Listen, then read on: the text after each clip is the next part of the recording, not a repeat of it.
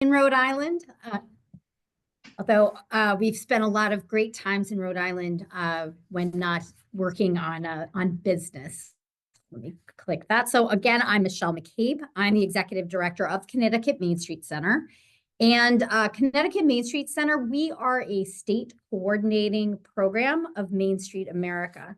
So for the past 25 years, we have provided education, training, technical assistance, advocacy support, and programming to our communities, large and small. So from the smallest rural community with just a intersection of a downtown village center to our urban cores that have actually multiple neighborhoods that are interested in having Main Street programs. We support all of them. And the way that we're able to support all of them, the cornerstone to all of our efforts, is in implementing Main Street America's 4-point approach, which is a nationally tested management strategy for creating and maintaining vibrant downtowns, and about which you will be learning today. So implementing a vision and a strategy managed over time by a dedicated entity, as evidenced by Main Street programs across the nation, results in the thriving downtowns we all want for our communities.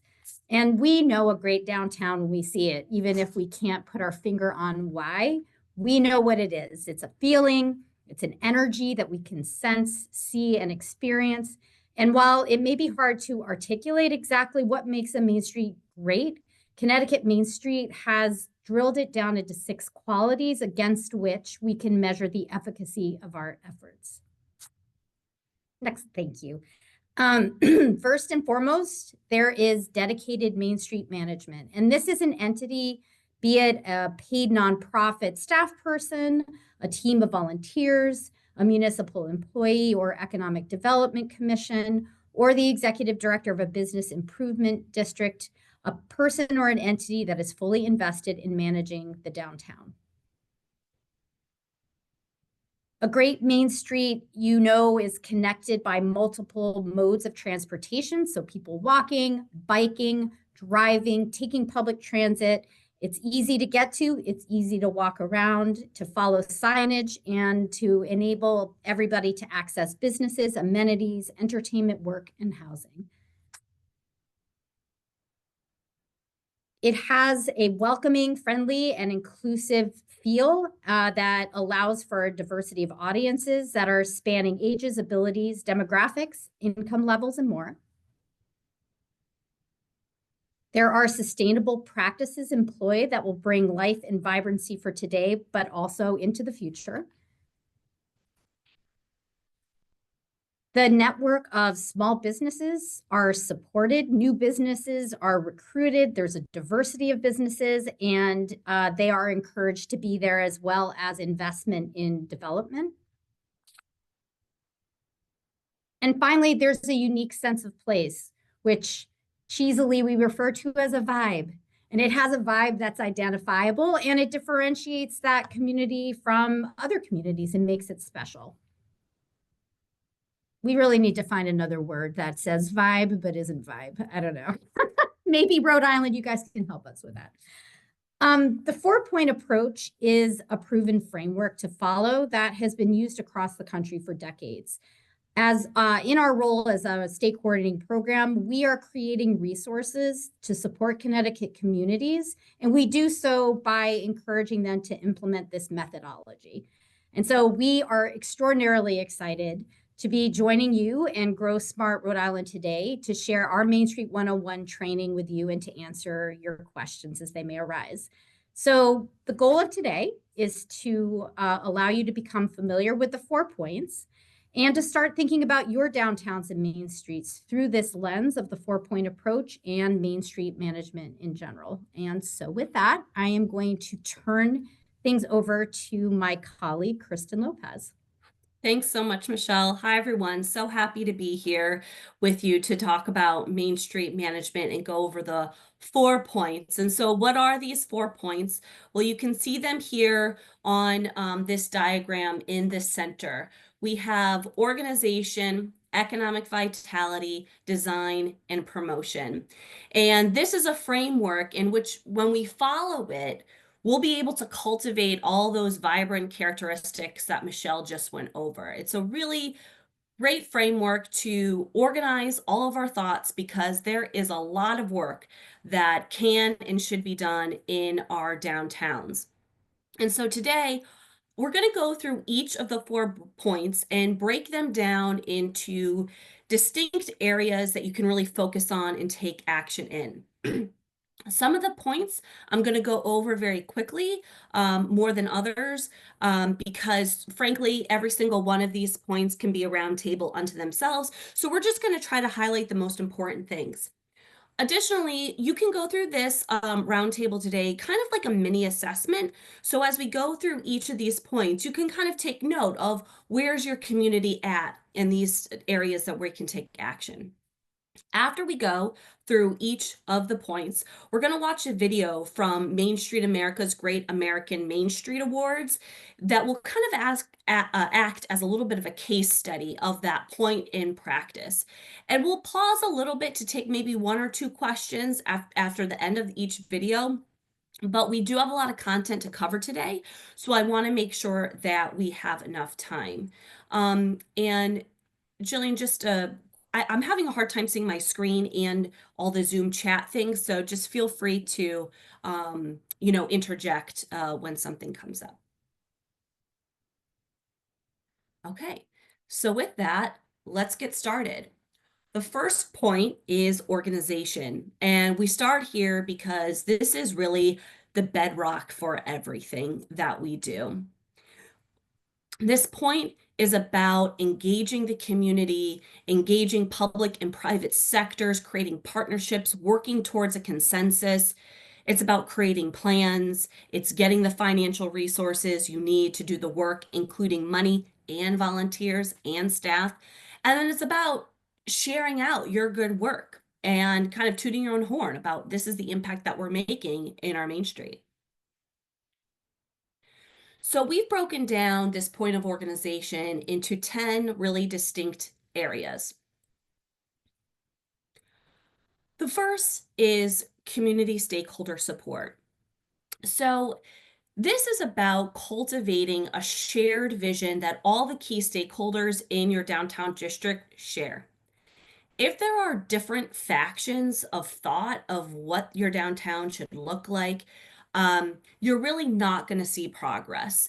This is such a critical step. We've seen this throughout Connecticut and some of our communities that have these kind of warring thoughts and visions of the downtown. And just year over year, they're not making progress because you need to put that vision together so that you can galvanize the resources that you need to take action.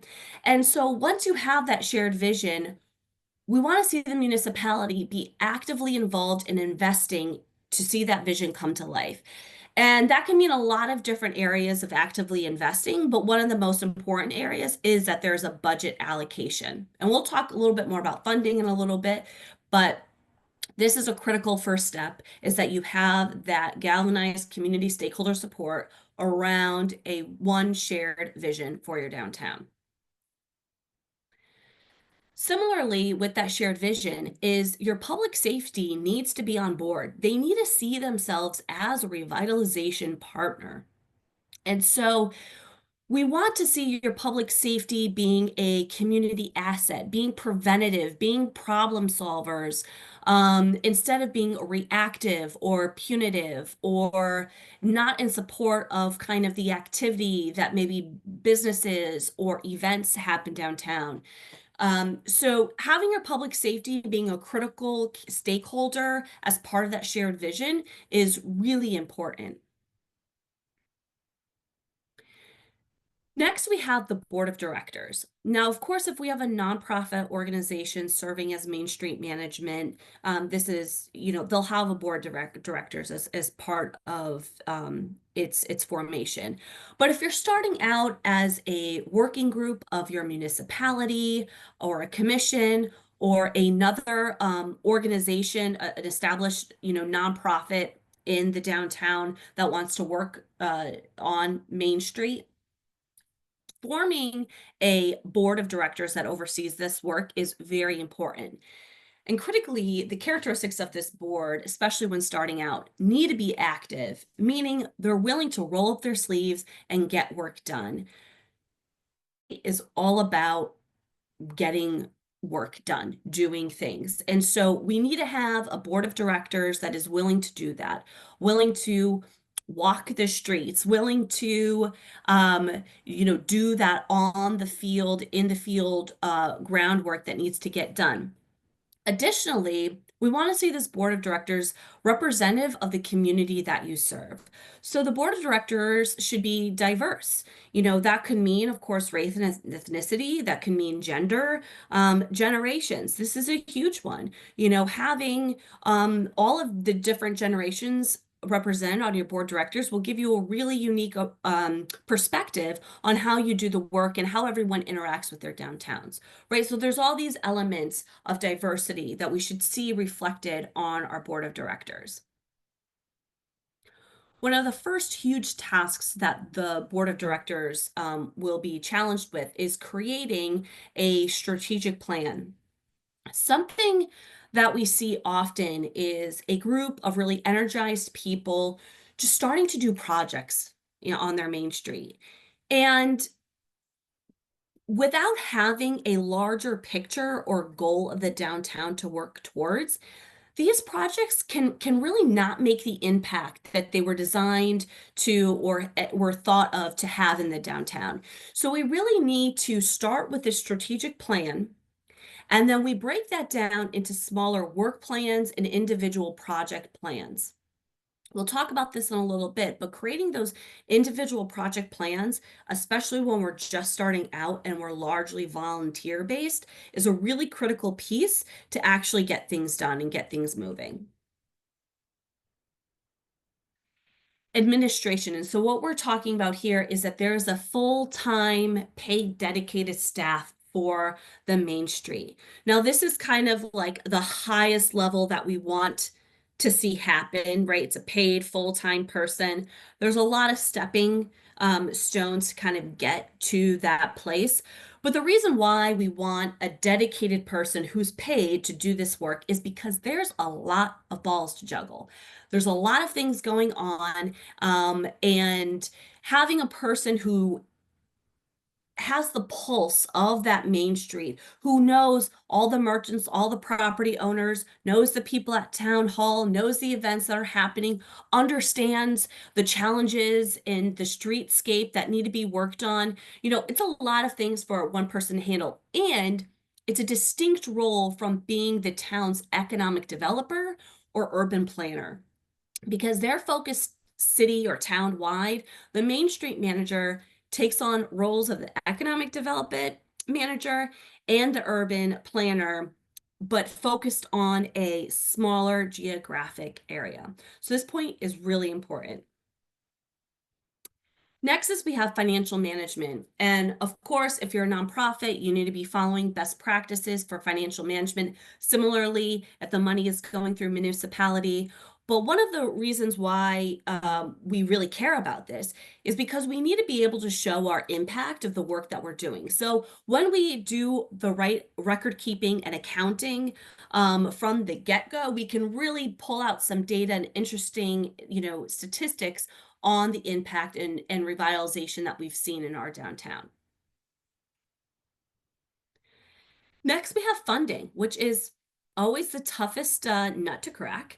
And what we're looking for here is a diverse funding stream. So we want to see funding sources from a variety of different places. We had already mentioned the municipality, but it also can come from anchor institutions. Maybe that's a hospital. Maybe that's an education institution, higher ed education institution, or a big employer that's in your downtown. Then there's, of course, events that we can do, sponsor banner programs. There's a lot of activities that we can do to build up our funding streams for our Main Street. But we need to create kind of that reserve and those funds so that we can do multiple projects and that will help us implement our strategic plan. Again, not thinking project to project, but strategically, how are we going to move our downtown forward and into the vision that we want to see? Tied directly to that funding is that we need to be tracking our impact along the way. And Michelle actually mentioned this in the beginning. All of those 6 areas of vibrancy that Michelle laid out, all of those things can be tracked.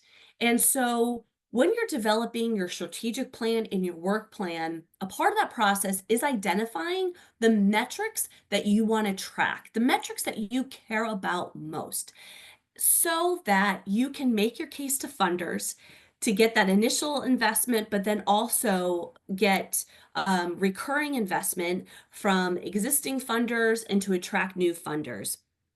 Um, this component that we see in Connecticut is an area that a lot of people struggle with, and it's because there's a lot of work that's always happening. And so it's hard to kind of pause, reflect, especially when you don't have the processes in place to track data as you go. And so we're very happy to be talking about this right now, right at the beginning of kind of the Main Street journey here in Rhode Island, so that you can be thinking about this and getting this in place from the beginning. Messaging and outreach. The first thing that we really want to work on just starting out on our Main Street is building relationships with our key stakeholders. And so who do we mean by that? We mean it's our business owners, it's other merchants or kind of businesses that are in our downtown, it's property owners, it's key other, nonprofit institutions that are a big part of our downtown, and of course our municipality, public works, public safety. We want to establish this working relationship so that we develop a push and pull flow of information. We want our business owners to tell us what's happening in their business. What are their challenges? What are opportunities that they see? Similarly, we want that open communication so that when, hey, there's a construction project coming and your business is going to be impacted, right? Let me help you. There's that push and flow. It's a push and pull flow of information and an open door kind of policy. And a lot of times with Main Street management, we see the most effective managers out from their desk.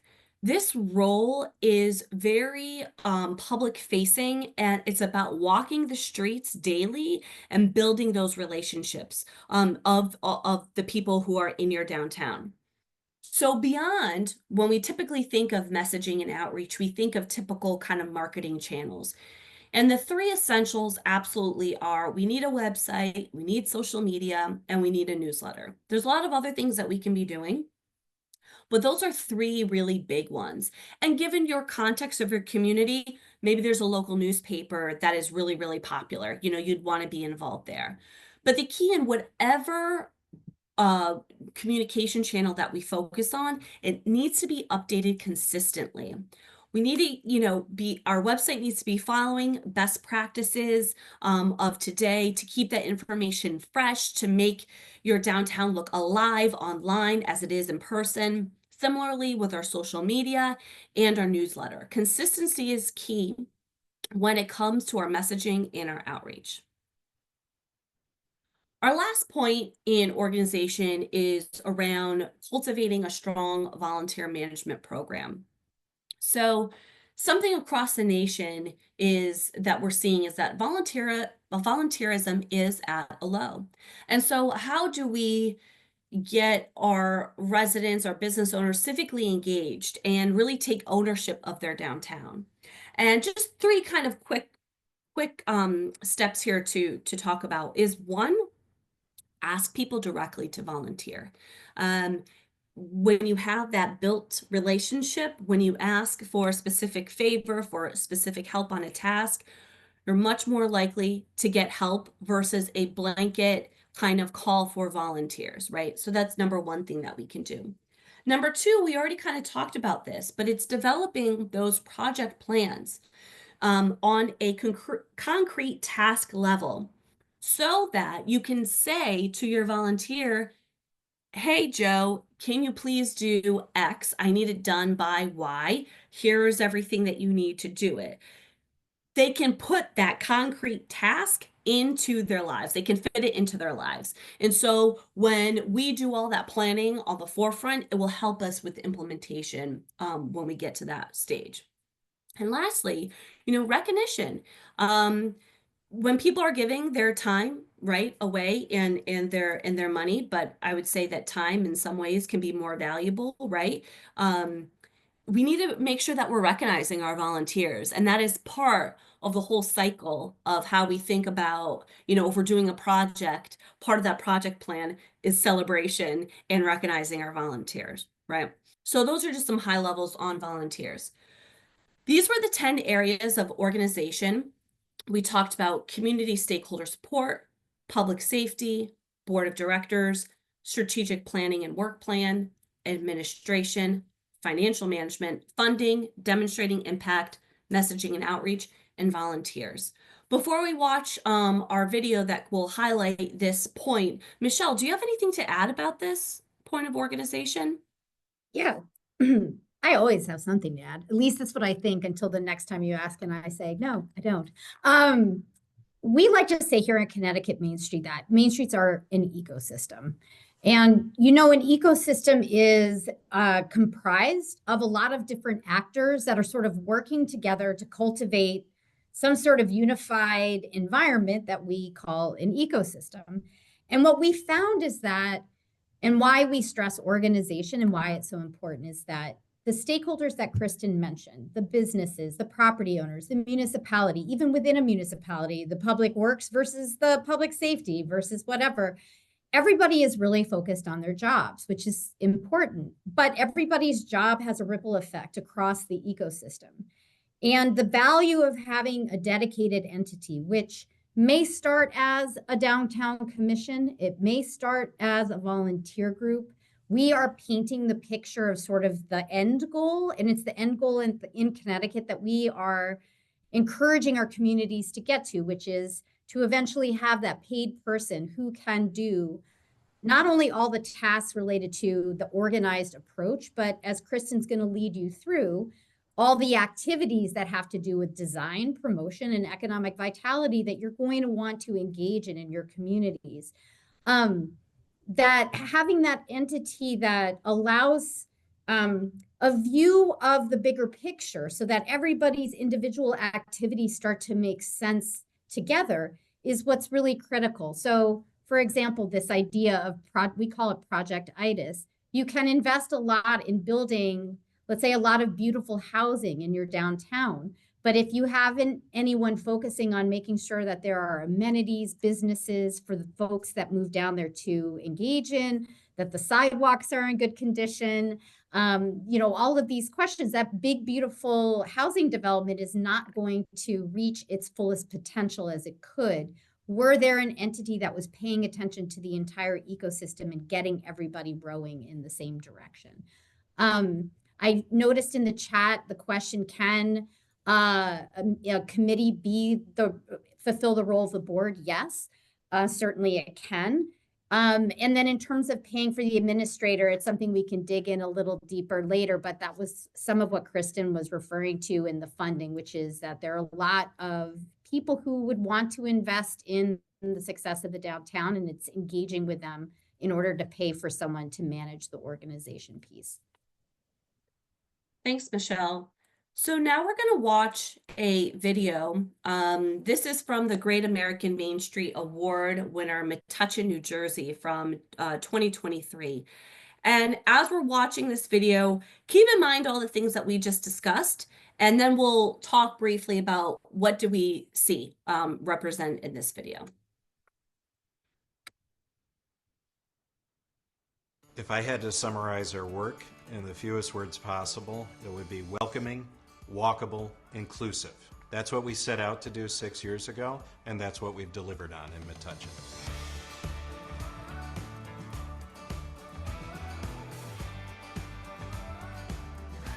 We moved here because it seemed like a really great environment to raise a kid in. Great public school, something smaller, something near a train.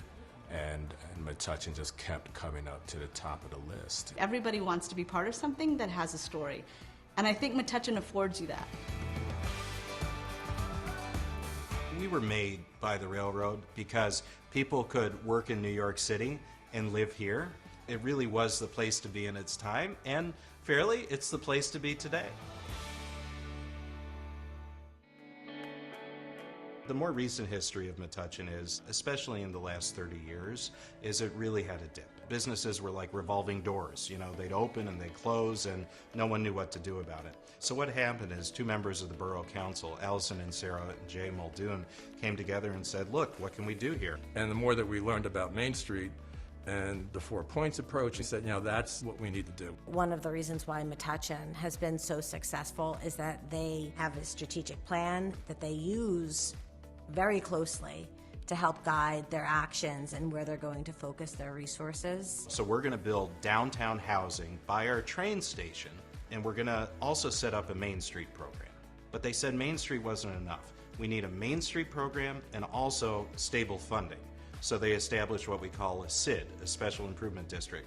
And with that stable funding, but also the passion of the volunteers and the Main Street approach, that was the formula for revitalizing the town. And sure enough, we've seen over 387 apartments, $170 million of investment, and 150 business starts in the last 6 years.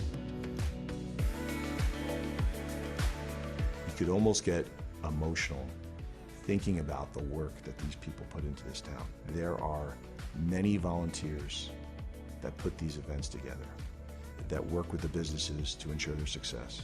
These things don't just happen. They happen because people are so dedicated to this place. We want to be able to have access to programming that folks would not otherwise get a chance to see for free. Whether it be wrestling, big movie nights, step dancers, Lunar New Year dragon dancing, all of those things help people to kind of see and get access to things as a third place.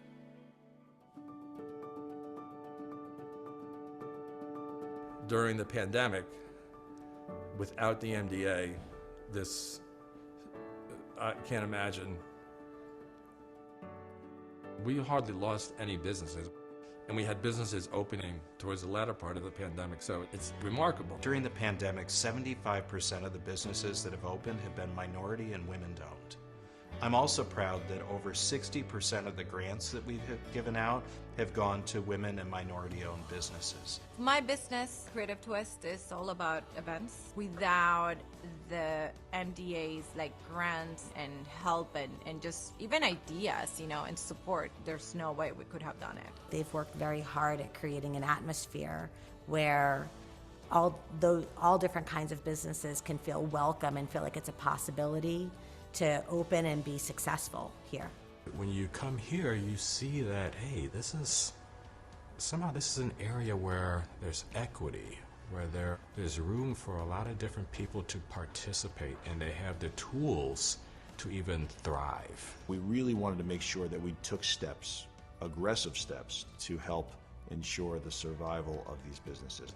We had restaurants cooking meals that were then delivered to people in need. So without the MDA, that wouldn't have happened. And basically the way it works is we match up existing restaurants with people who may be living in a shelter or other places where they have need, and we deliver those meals every week. And really the heart of the program is this, you know, with food comes dignity, and when we can extend that to the people who need it the most, while also helping our businesses stay open and remain in town, you know, that's the kind of win-win opportunity you don't get often in life. It used to be a business opened, you know, maybe it found its customers in its market, maybe it didn't, and then it closed 6 months later. But with the MDA and use of the Main Street approach, we were able to get what the businesses needed, when they needed it, where they needed it, so they could be successful. And that's what's made Metuchen stand out from just about every place else.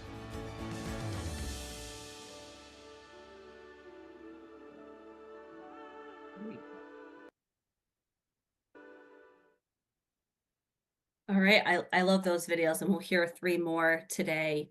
What stood out to you in that video of the things that we just talked about? What were some of the things that you heard. Put them in the chat.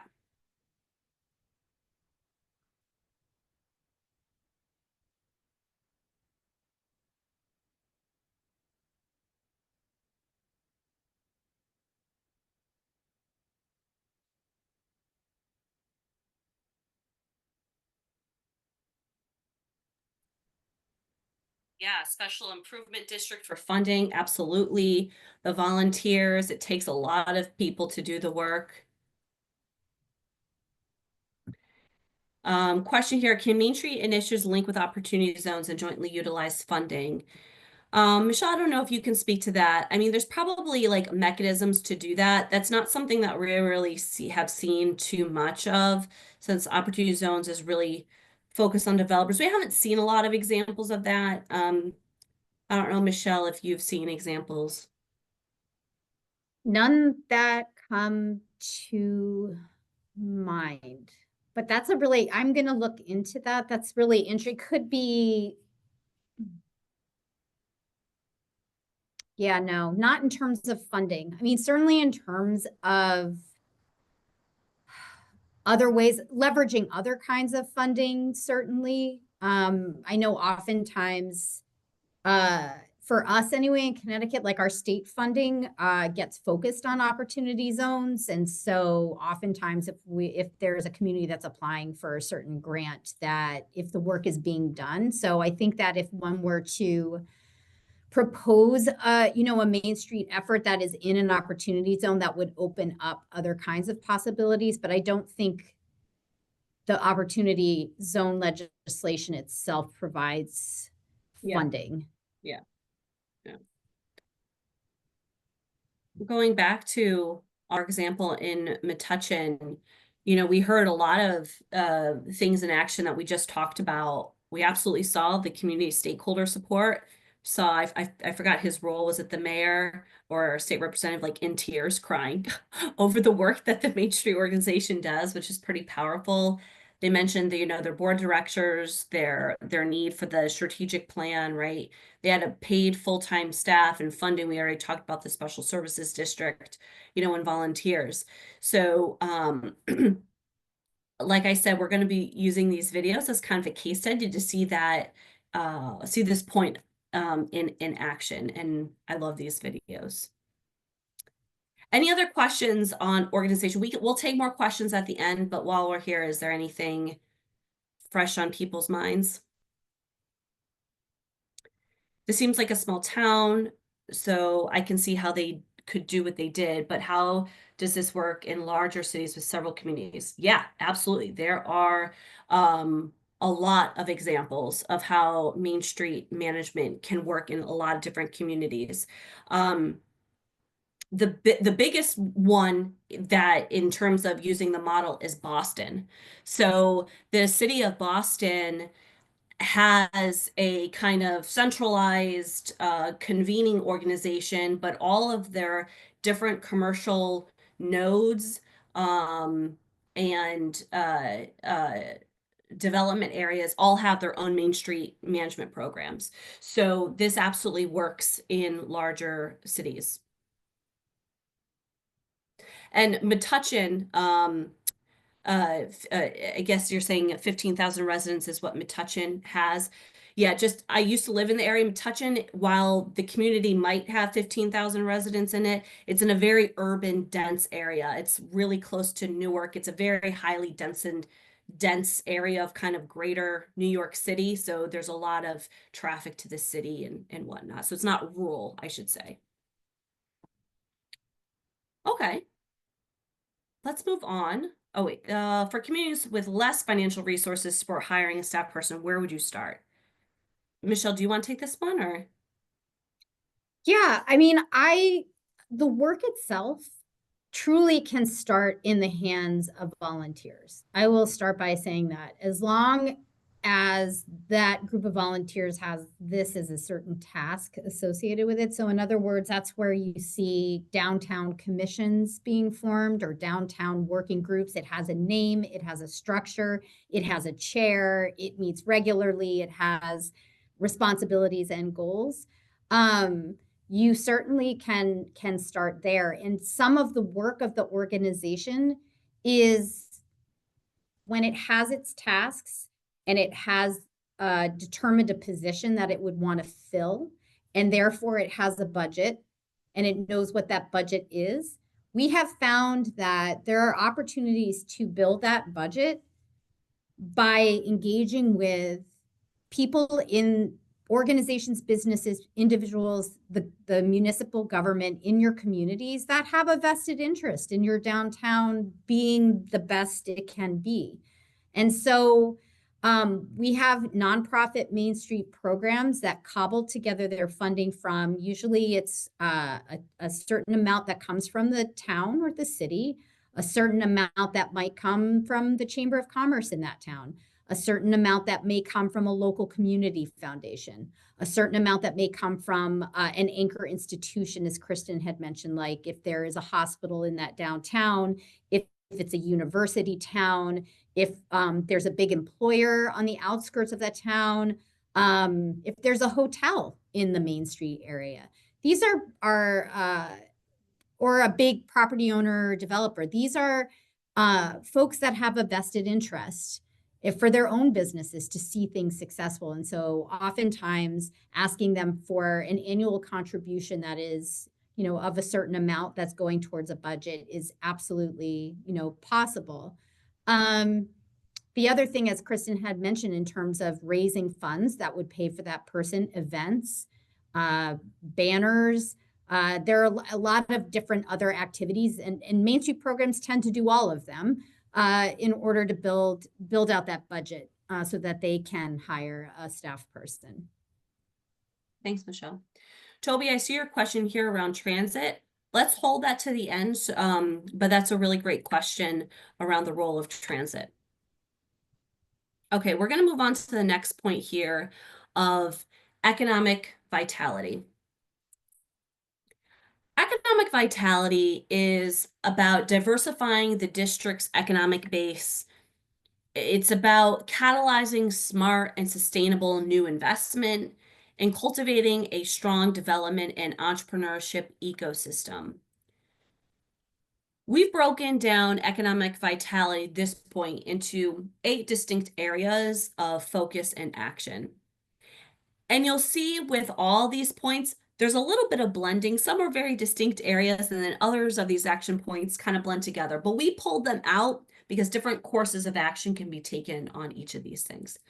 Okay, so first up is really getting a grasp of our district in terms of the market analysis, the assets that we have.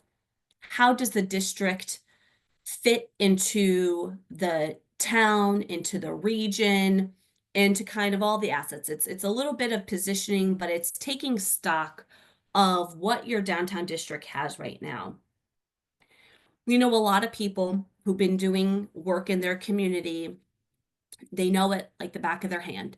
They can tell you where everything is, where, signs have fallen, who's been there, and everything like that. The thing is that often lives in people's heads, and we need to get it down on paper. And so one of the first tasks that we ask of any, commission, board of directors, committee, etc., is to take the step of taking inventory of your existing assets. And so the types of assets that you can take inventory of is one of your properties, of your building, of the businesses that are there. We like to start with focusing on the ground floor, but really all of the businesses, that might be on the second or third floor, different offices, would be good information to have. Landmarks, so that could be any things of note, history landmarks or things of that nature. Parking, of course, and we'll be talking about parking in our next point, but taking inventory of the parking that we have. Green spaces, where are the, the parks or the dog parks and things of that nature. And another asset that we like to take inventory of is public art. That, of course, can be murals and sculptures, but it also can be performing arts. Maybe you have ongoing live music on the main street. You know, that's something that you can take inventory of so that it's documented. And so this helps, of course, with succession planning for your main street. But when you get it down on paper, it really helps you analyze what's happening in your downtown to identify opportunities, weaknesses, strengths that will only help us do other work in economic vitality that we'll get to in a moment here. So next up is historic preservation. And what we mean by this is for your community to develop kind of like an ethos around historic preservation. The 4 points of Main Street Management actually came out of the National Trust for Historic Preservation. So this whole methodology is really rooted in preserving the historic buildings and artifacts that have been that were, you know, kind of the epicenter, right, of our downtown. And so a part of this is bringing back that history, preserving it, and also in the national dialogue, when we talk about historic preservation, it's really have morphed in also to community preservation. So let's not just talk about the buildings, but let's talk about the people who maybe once, you know, lived here, or there was influx of immigrants, or, you know, different peoples in our downtown center. So that's what we talk about that's what we mean when we talk about historic preservation in our downtown. Housing. So we know there's a housing crisis everywhere. And the role of Main Street Management really is one of advocacy. It's wanting to have the pulse of the housing stock that's downtown. So when we say housing stock, it is how many 1, 2, 3 bedroom apartments, studios, affordable, market rate, working class, you know, affordable homes, right? We want to understand, what do we have downtown, and then to advocate for what's needed, what's missing. Does your municipality have like an ADU ordinance to build up that downtown housing density, for example, right? These are the things as Main Street Management we want to focus on, is really kind of what type of housing do we need to help with the vibrancy and the liveliness of our downtown. Vacant storefronts and vacant lots. We see them everywhere we go in our downtowns. And what we want to see our Main Street have is a plan to fill these storefronts and lots. And this plan should be developed around what we found in our inventories that we took. What businesses are missing in our downtown that will really round out our experience?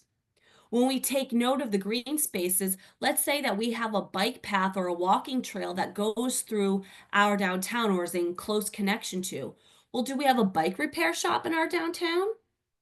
You know, these are all different kind of ideas that we can glean when we take that inventory first, and then we can make a plan to create a wish list of what we want to see in these storefronts and lots. Tied to that is that when we have an idea of what we want to see, we can engage with our property owners and kind of influence them, persuade them to, you know, lease to businesses that will fulfill this larger vision that we want to see of the downtown. Property owners to work with, a lot of times are very challenging. It could be different depending on, you know, your community, but we often see a lot of property owners that are, you know, legacy owners. So it's just been passed down their family. They don't know what to do with it. They don't want to do anything with it. They don't want to spend the money on it, or they're absentee. They don't live in the community, and it's kind of speculative in nature of them holding on to it. Or other times, you know, just they'll just fill the vacancies without doing any vetting. And so there's a lot of turnover. We also have seen a lot of property owners who have residencies on the, you know, second and third and beyond floors, and just focus on the renters and leave the commercial store vacant because it financially makes more sense to them just to focus on residential and forget about the commercial. And that really hurts the downtown. And so what we need to do as Main Street managers is really develop those relationships. And when we can go to them with a vision for the downtown, these are the types of businesses that we want to see. This is where we're going. This is how your property can fit into this larger picture. Maybe we can start building relationship and bringing them along the way to be more actively engaged into the downtown planning process. You know, that kind of also ties to when we recruit businesses. Here in this example here, this is in Waterbury Main Street, you know, in their vacancies, they have their business wish list in the windows. You know, this space could be a bakery, an ice cream shop, or a deli. There's a lot of different kind of strategic tactics and actions that we can take once we have that plan and that wish list, and we can bring it down into our actions of recruiting a business. When we talk about attracting development, what we mean is creating a great customer experience that provides this kind of one-stop shop for people who are interested in investing in your downtown. So it could mean bringing in a new business, it could be a development project, you know, a hotel, housing, et cetera, et cetera. And what we hear time and time again from developers is they want to work with business-friendly municipalities. Excuse me. And one of the ways that we can do that is have our information easily laid out, easily accessible in language that people understand, right? And so this is something that, as a Main Street manager, right, we can advocate for a municipality for a more streamlined flow of communication information, but also we can learn all those different aspects so we can be an asset to potential new investors in our downtown. And lastly, the role in economic vitality is to be facilitators of the small business ecosystem. We really want to become facilitators to support them to do cool stuff that small business owners and entrepreneurs do. So we want to provide them with the resources, the incentives, the information to do the things that make our downtown so unique and vibrant and interesting.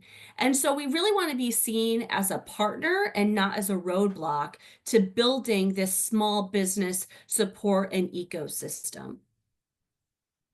So these are the points that we really like to drill down for economic vitality. This section, while it has less points, is very dense. There's a lot of things that could be done here, but we discussed, you know, understanding our district data and our inventories and assets, historic preservation, housing, vacant storefronts and lots, recruiting businesses, property owner engagement, attracting development, and small business support and ecosystem. Michelle, do you have anything to add at this time?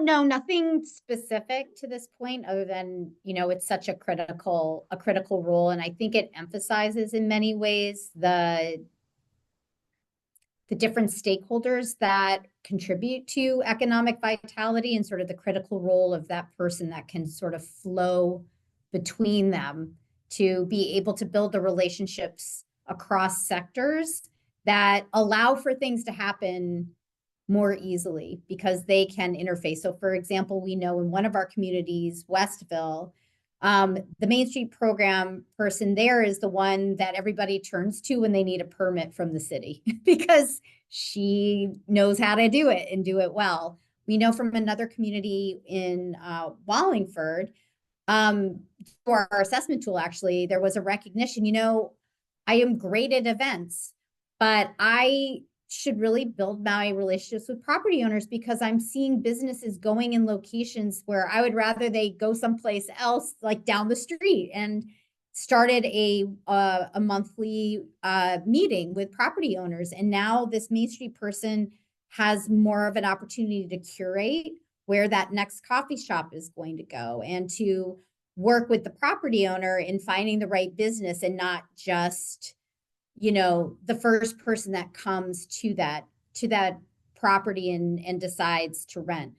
It's very interesting too, because the Main Street person is a unique role that's separate from, say, a chamber of commerce. It's separate from an entrepreneur support organization because of the way that Main Street is bridging all of these different relationships that end up impacting every individual element of economic vitality. Thanks, Michelle. Okay, so next we're going to hear from Macon, Georgia, and how they're underscoring their work of economic vitality. When I think about Macon, they're not just ticking the boxes, they are blowing the framework to smithereens.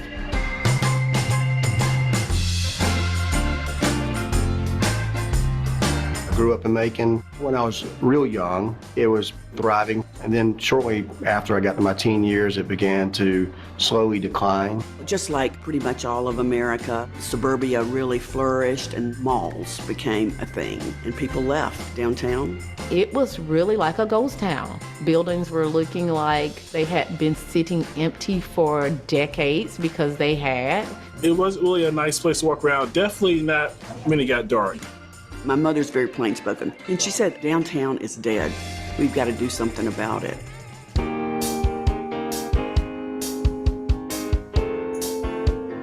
Newtown was founded in 1996 as a downtown development organization, and our Main Street program was founded in 2011. But in 2018, we had an opportunity to move Main Street to Newtown, and I really feel like that's one of the things that makes Newtown unique, is that we are incredibly well-resourced. We are fortunate that downtown was not a victim of urban renewal, that our buildings actually stayed here. I'm proud to say that Macon has used more historic tax credits and has had more historic tax credit projects than any other community in the nation. Macon is really where it's at when we're talking about preservation. That's what makes us who we are. In 1996, storefront occupancy was about 30%. Today, we're experiencing about 83% storefront occupancies. Unfortunately, the building is torn down right now, but it was used to be called the Joseph M. Neals building. I looked at that building as a little small girl and I said, I'm gonna buy that building when I get grown. And who knew I would end up buying the building across the street from it. Macon's demographics is about 50% Black and 50% white, and that is not what our business demographics looked like a few years ago or still today, but it's something we've made significant strides in. We grow from within, and we've made a very intentional effort in the last several years through Newtown to make sure we provided funding and opportunities for people, and getting these businesses going through training to make sure that people know how to run a business and know how to buy properties and how they can participate. Our CDFI has issued 16 loans to Black entrepreneurs and 30 loans to women-owned businesses.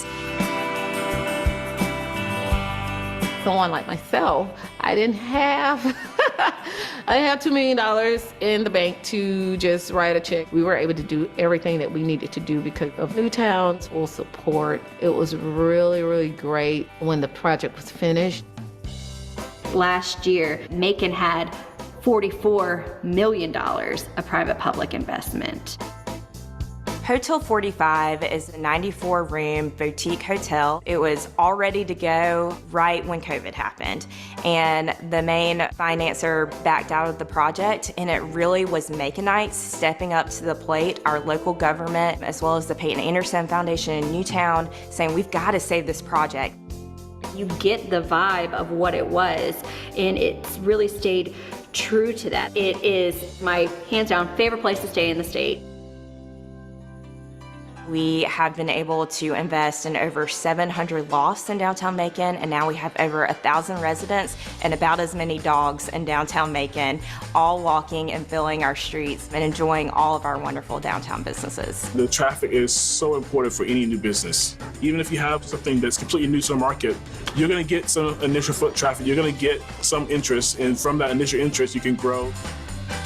They've done an incredible job with lighting, accessibility, landscaping, pedestrian pathways. There is so much to be excited about and to explore and do in Macon, and we just really need to figure out a way to hype up Macon And that was how the Hype Team was born. When people see that folks are excited and energized and engaged in what's going here, they want to be a part of it too. I hope that there's a little girl right now that's walking downtown and she sees this building and she says, I can do it too, because I did it, and we're so proud of this work.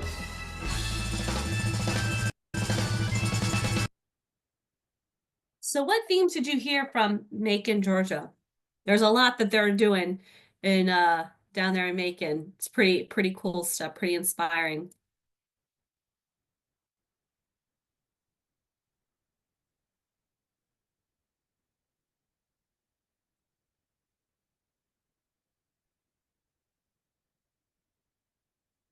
What themes did you see? Historic preservation, absolutely. That was a big aspect of their whole revitalization. Those buildings are beautiful. Yeah, the Hype Team, that's a really cool program that they put out. And if you go to Macon, like Georgia Main Street, like if you Google that, you can go onto their website and see how they structure their Hype Team. But it's a pretty cool combination of on the ground kind of ambassador work, but then also social media hype. And they actually spun one off for dogs, because there's such a large kind of dog ownership population. And so yeah, they did a spin-off for dogs and pets and things like that. Yeah, a lot of small business support. I mean, I would say that how Macon Main Street operates is at probably like one of the highest levels. They had mentioned that they have a CDFI, a community development financial institution. So they have their own funding mechanisms, really high level. One day I hope we're all there, but that could be a few years away. Yeah, seemed like a lot depend on relationship building. I also heard that too. That I like the conversation around that hotel that almost didn't come to fruition. But the Main Street program had the connections to know what was happening with the property, and they were able to come in and save it. And that's kind of what I meant by that easy flow of communication, right? A lot of help with working on diversifying, their business ownership, reflecting their population, teaching small business success. Yeah, all of that. A lot of great stuff happening in Macon. Okay, now let's get on to the next 2 points. We have design and promotion next, and I'm looking at the time, and so I might have to speed things up a little bit, but great dialogue. Next is design, and design is really all about what you can see. It is about getting your downtown district to be in kind of top physical shape, making sure it's well planned, well connected, it's welcoming and attractive, kind of an added, it's clean, safe, and friendly. That is what design is all about. And so we really broke this down to 10 subcategories. First off, we have sidewalks and crosswalks. Sidewalks make anywhere up to 30% of our downtown streetscape. So it's not an insignificant kind of visual impact, right, that our sidewalks and crosswalks have.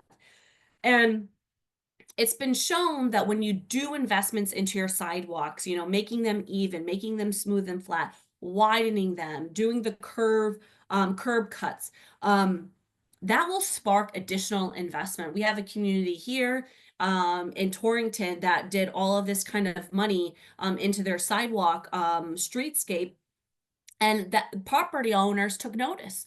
Like, oh wow, the city cares about this. I'm going to do this to my facade.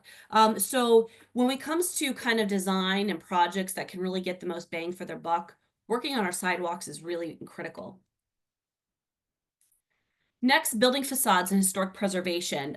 We heard about this in Macon, right, of doing the historic preservation, but really around the building facades of making sure, right, they're attractive, They're not scary, right? They're enticing for visitors to walk past and for customers to go into, that they feel safe, is a really critical piece to design.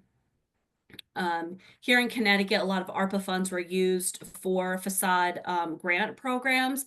That's something that we are really focused on here at Connecticut Main Street, is how we can find other sources of funding to support that work, because facade improvements really can trigger a lot of investment, and for business owners, property owners, residents to feel a sense of pride in their space. Graffiti and litter removal. So your Main Street is kept clean. So simple, so vital. What our field services director, Carl Rosa, was a Main Street manager in Waterbury, Connecticut for 18 years. And part of his daily beat was walking the streets. And when he would see graffiti that came up, overnight, he was on the phone calling the right person who was to take care of that, was on top of litter. And you really need to have that a really great maintenance and kind of a graffiti remediation program in place if that's a problem in your community, right? Bike lanes and public transit. And this is all about connectivity. This is, connectivity is one of the qualities of a vibrant downtown. And this is about people being able to get in and around your downtown in a variety of different ways. It's being inclusive to, of course, all income levels, but all mobility levels, even lifestyle, choices, right? That people just want to be able to get around safely, whether that's by bike lanes, whether that's taking public transit. And so the more that you can do to incorporate and make that experience more streamlined and connected to the rest of your downtown, the better.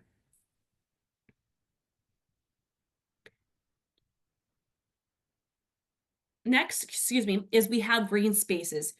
Green spaces are vitally important to our downtowns. They can really act right as that third space of convening. It can host a lot of events, host a lot of, people to facilitate, just the community coming together. Green spaces, if you don't already, have them built in, there can be concerted effort to develop those green spaces. And then if you do have green spaces, what's the maintenance program? How are you keeping it, landscaped and the grass cut, and, making sure that there's no animal, droppings around so people can lay out in picnic blankets, right? So when we develop projects, again, whether it's design or any other category, we always need to be thinking about the maintenance aspect of what we're doing and fit that in to our regular work plan, or delegate that out to Public Works or another, partner who can do that for us. Parking, the favorite P word, parking. Everyone will be always complaining about parking. Excuse me. Sorry, guys.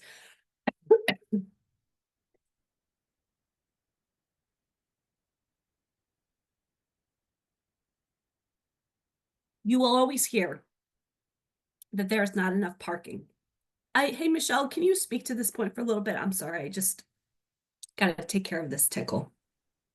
Yes, I'll do my best. This is a great opportunity for Kristen to test my knowledge as ED. To her point, yes, you are going to hear everybody complain about parking. How people are parking, how much parking there is there enough, there's too much, etc. One of the first steps, as Kristen had mentioned, is the importance of having a parking inventory, but also the importance of letting people know where is that parking, because sometimes that's really the root of all of the problems. And so we encourage our communities to promote their parking online, to make it very clear to visitors where they can find the parking, in order to be able to emphasize, the accessibility of your parking. The other thing that's important to integrate, as I'm sure you don't need me to tell you, are EV charging stations.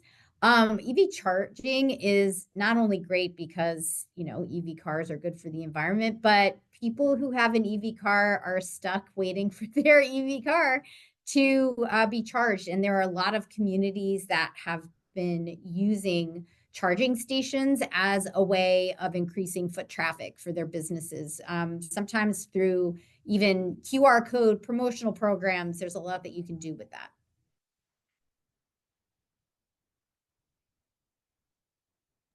Thanks, Michelle. Hopefully I'll be good. Next, moving on is public art. Public art is absolutely a great way to activate our Main Street. If your Main Street is in a place of there's a lot of vacancies or not a lot of activity, engaging with the arts is a great way to spark that activation and get people onto the streets. A lot of really cool, fun stuff to do. But definitely think beyond just murals and sculpture, but performance arts, music, experiential kind of like pop-ups and things like that. There's a lot of really great things that could be done with public art. Lighting is kind of a function of a couple of different things. Lighting, one is that the lighting plan that's developed, which is usually comes out of Public Works, is very much focused on we have lights where they need to go, and we make sure that the light bulbs are, working and things of that nature. I'm simplifying it very, grossly. But what we'd like to see lighting is looking at it more as a strategic asset to create a more welcoming and inviting downtown experience, one that incorporates the feedback from merchants and from residents.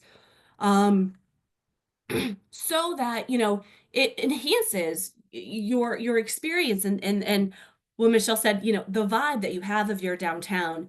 So we want a lighting plan that incorporates all those things. That's like an extension of our beautification efforts. And on the other side is that we have that maintenance plan, right?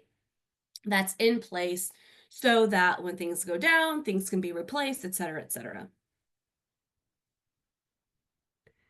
Next, we have signage and wayfinding. This is a really critical thing that gives that connects to creating that sense of place for your downtown district.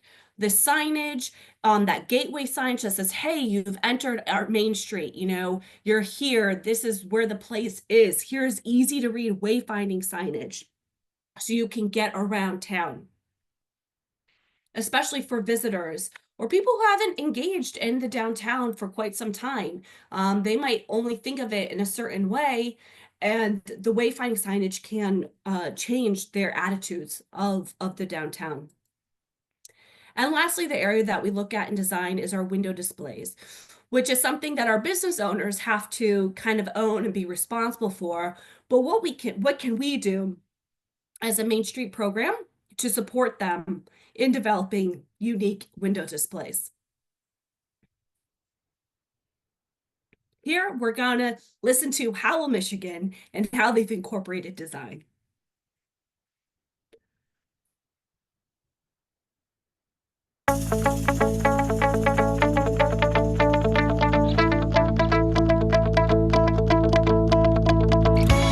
So as a child, I knew of Howell, and that was back in the 50s and 60s when Howell was truly an agricultural city. Howell's come a long way over the years, and now you're starting to see young people move into town. Over the life of the Main Street program there, they have really been able to focus on the right business mix for downtown, getting people living downtown that patronize the businesses there. As soon as I came here, saw the community, got to meet a few of the folks, I fell in love. Howell, I think, represents all that's best about our Michigan communities.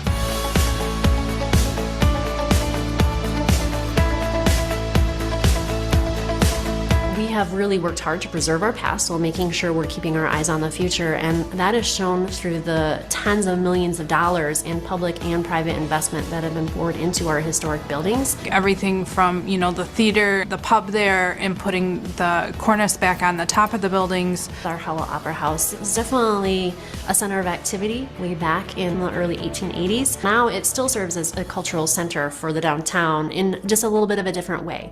And they're seeking grants and donations to rehab the second floor and return it into a performing arts center. And having that in our community in conjunction with the historic Howell Movie Theater, they serve as cultural bookends. The owners have split it into 2 screens, doing special events there. So it's nice that we retain that kind of historical look. People come in and they know that this building has been here servicing this community in some capacity for almost 100 years. It's overwhelming. We definitely wanted, as an entire community, to offer some sort of incentive package that would entice future businesses to preserve that past. So we offer facade grants. We restored the original brick on the facade of the building. There was both front and rear facade that had to be done. We've leveraged those grants quite effectively thanks to the Main Street program.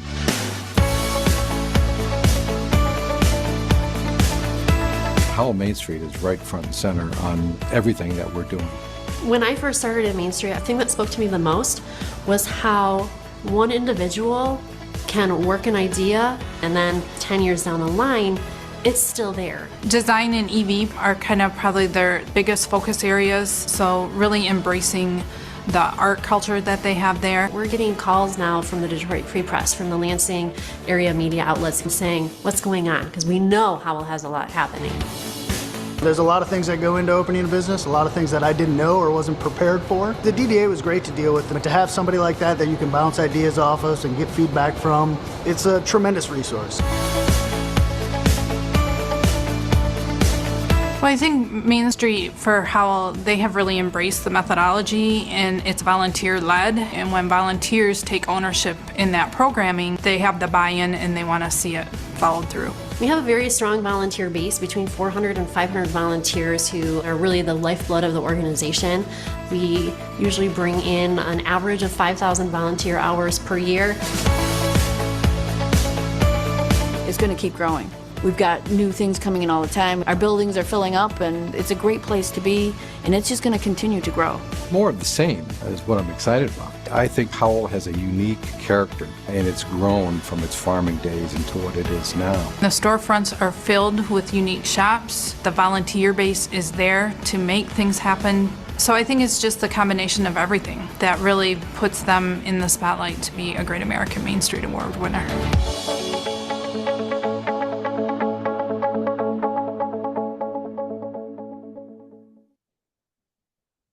Excellent. So in Howell, Michigan, we heard a lot about the facade improvements. And sorry guys, I think I'm better now. I'm back with you. Sorry about that. So I heard a lot of these different things and how I'm just looking at the time, and I want to go forward to the last point of promotion, and then we can come back with questions.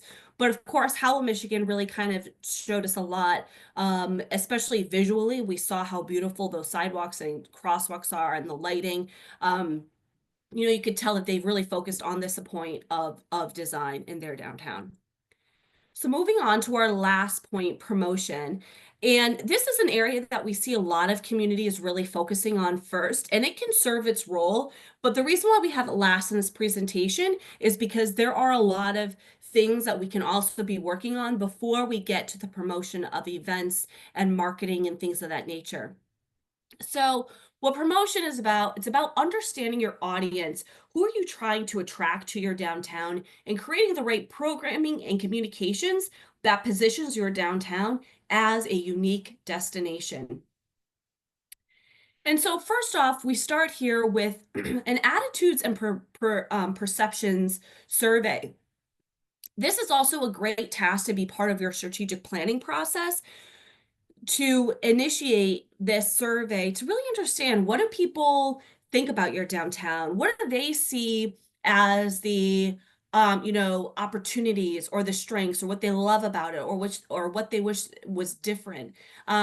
This information can help you target the businesses that you want to see in your downtown, but also you can start to shape kind of that target market of who does your downtown really attract, right? Again, going back to Michelle saying vibe, this is where we can start getting some of that information to then influence our brand and positioning in the world. So we had talked about your downtown being positioned in a unique geographic area, and how does it relate to the surrounding towns in the region that you're in and the state so that you stand out.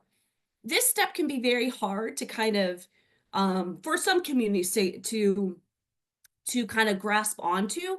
But once you kind of find out really what that unique differentiator is in your community, you can really leverage it and do some really unique things with it. I'm going to go through this point. If we have time, I think this video is really excellent to show, but I'm going to go through these next 2 points really quick. So the next part of promotion are retail promotions. And so there's really kind of two different kind of ways to look at retail promotions. They can be retail sales. And so that is promoting your businesses and the sales that they have. Maybe it's a sidewalk sale or something like that. And then there's retail events like a holiday stroll or kind of like a bingo card event to get people, you know, buying things in your downtown businesses. So retail promotions is really focused on highlighting the goods and services that are offered by our downtown businesses and driving sales for them. Not to be confused with special events. Special events are like the big events that you shut down the street. It's more vendor focused. It's more about the community coming together versus driving sales to the businesses. It has a larger kind of purpose. Sometimes it's tied to fundraising, right? For these kind of special events. Okay, we have a little bit of time. I do want to share this last video. And this is from Hammond, Louisiana.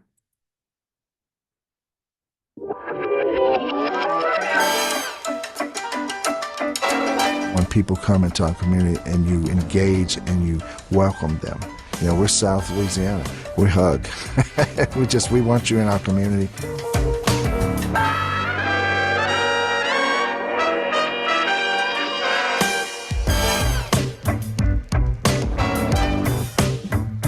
I think people come to Hammond and stay in Hammond because they can feel the love that Main Street has for Main Street. The quality of life, I feel like it's been a best kept secret. We have just a wonderful little city. When we first moved here when I was 12, there was not a lot going on in downtown, and then it actually got worse. There was a Penny's downtown and a dollar store downtown, and all those things moved away to the mall, and so there was nothing. Hammond was one of the first 4 Main Street communities in Louisiana when it started in 1984. And since that time, they've been very forward-thinking in everything they do. They've been early adopters of anything that could be beneficial to their downtown. In Hammond's case, it's really been due to the local people. Well, I like the fact that there's more family-oriented things, like today, the Arts in Bloom Festival. It's a way for the community to come out and interact in different places because we love Luma Coffee, you know, that's our coffee place. And hey guys. And the food's crazy, man. There's multiple restaurants. People come from out of town just to get away from their normal surroundings, have a great meal, enjoy a walk around downtown, and then it's an attraction. It's a destination is what Hammond has become, and we're just so proud of it. I'm so lucky to be part of the downtown. We have 2 or 3 festivals and things going on a year, and that helps to bring a lot of new people in town. And once when they come the first time, they keep coming every year, and that helps a lot to everybody. With the inclusion of also having local artists set up at stores, the wine walks, things like that, music like the Blues and Barbecue Festival we just had. I was here for the first Hot August nights, and that along with the Starry November nights have been really, really big business, especially with the Columbia Theater opening back up. Those are our really good selling points to get people here in town. Hammond Main Street actually stepped in days before the Columbia Theater was gonna meet the wrecking ball, and we saved it. We acquired funding and used tax dollars to help renovate that building, and we actually donated it back to Southeastern. I think for us, that's the biggest example of historic preservation. A lot of towns have a lot of good theaters, but you haven't been to the Columbia Theater. It's a gem. That was another thing, bringing living spaces down here, not just businesses. There was this big turn and twist, and it was a little slow going initially, but it really has been worth it. So worth it. It is a small time vibe in a big city. We're 45 minutes from New Orleans, but we live in just a small pocket of Louisiana, and it's Hammond, America. It's wonderful. If you know it, you live it. That's what I feel for Hammond, America. Railroad Park was a very sad public space. There was lots of potholes, the grass was very overgrown, wasn't accessible for all people, and through lots of public input sessions we came up with Railroad Park. It looks like Hammond and it feels like Hammond, even though it's new, which is why I love it. And it's another people-centered place that we're developing to get people out and about and to make them appreciate town. We're not finished. There's always another spot that we can help focus someone on. Maybe your business can go here. Truly, I found that when people feel the sense of Oops, sorry about that, but it was ending there. Sorry, I just was looking at the time. That was a great video to end the 4 points on, because really Hammond Main Street encompassed all 4 of the approaches, not just the parts of promotion of the attitudes and perception, branding and positioning, retail promotions, and special events. What questions from you do you guys want to talk about? Let's look in the higher density, living spaces over businesses, captive audiences for the businesses. Absolutely. We saw this play out during COVID. The downtowns that did not have housing withered. They died.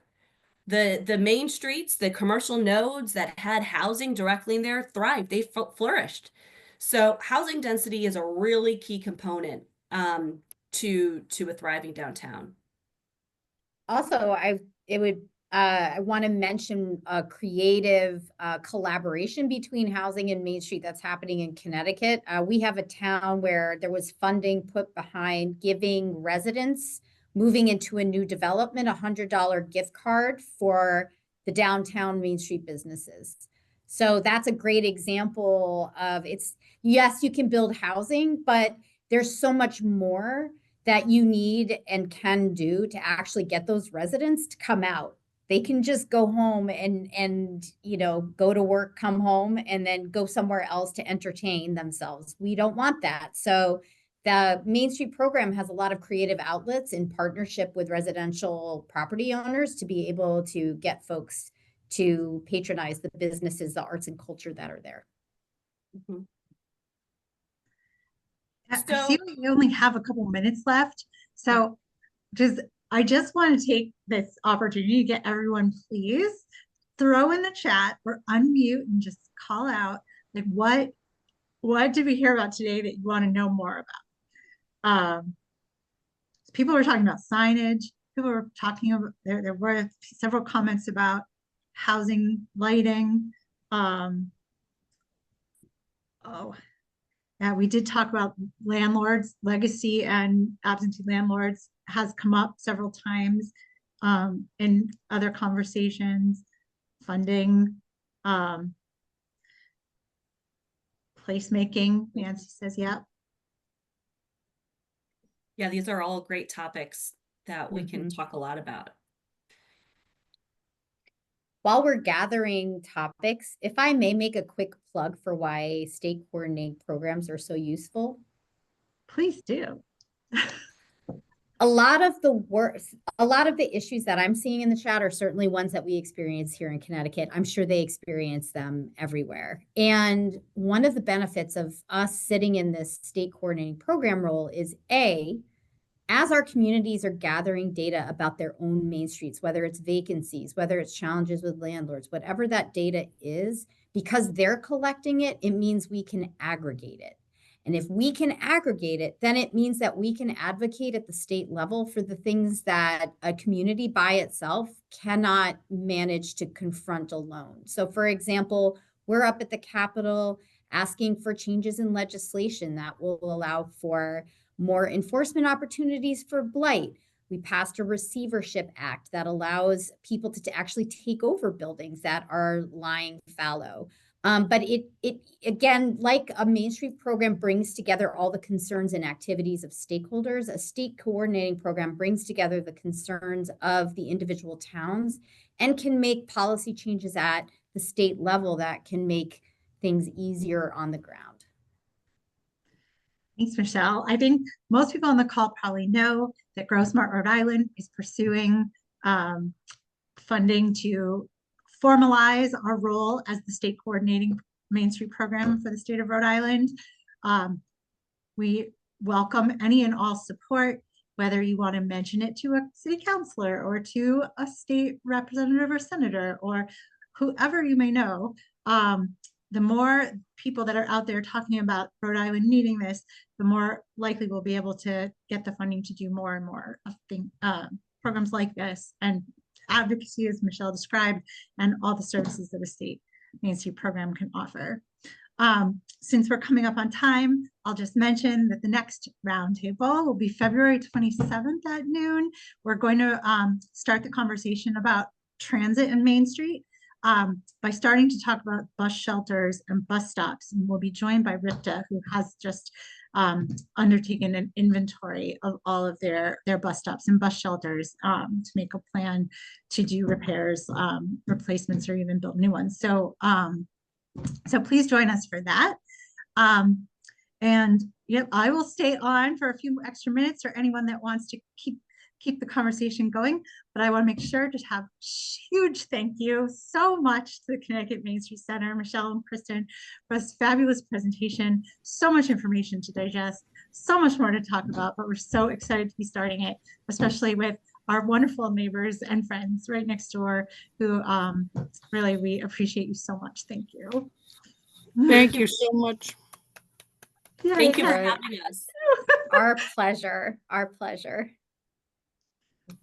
So yeah, you're getting some good comments in the chat also. Anyone else have, I know people, feel free to go everyone, it's 1:31, but anyone else have any last minute questions or comments, please go ahead.